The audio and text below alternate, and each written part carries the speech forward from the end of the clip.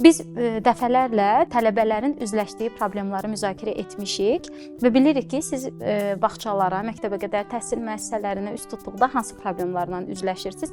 İlkin pillə məhz iş təcrübənizin olmamasıdır. Elza xanım, istərdim sizin fikirlərinizi dinləyək. Siz nə düşünürsünüz? Nə üçün bu belədir? Nə edə bilərik ki, bu problemləri aradan qaldıra bilək? Düz deyirsiniz. İlk pillə olaraq, yəni ən vacib pillədir ki, məktəbəqədər təhsildir. Çünki buradan uşağın müddəsi, bünövrəsi qoyulur və irəli pillələrə verilir. Biz nəzəri cəhətdən öyrənirik, amma praktik cəhətdən ki, bir çox təhsil müəssisələrində praktikaya önəm verilmir. Nəzəri cəhətdən də biz işə qəbul olanda artıq bir tərbiyəçi olaraq əlbəttə ki, biz çətinlik çəkirik.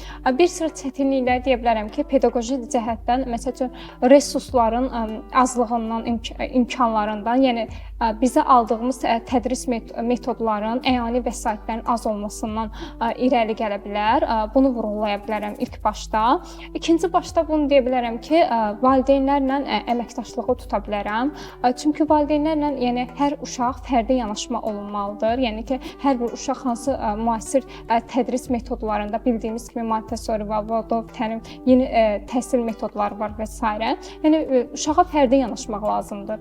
Uşağın potensialını önə çıxartmaq lazımdır. Amma biz bağçalarda görürük ki, mühitə baxsaq 15, 20, 30 nəfərdə, amma uşaqların digər 10-10 bunları təlim metodlarını istifadə etsək, hansına uyğun olsa, onlarla məşğul olunsa daha əlverişli hesab oluna bilər. Mənim fikrimcə ikinci müddəm bunu deyə bilərəm.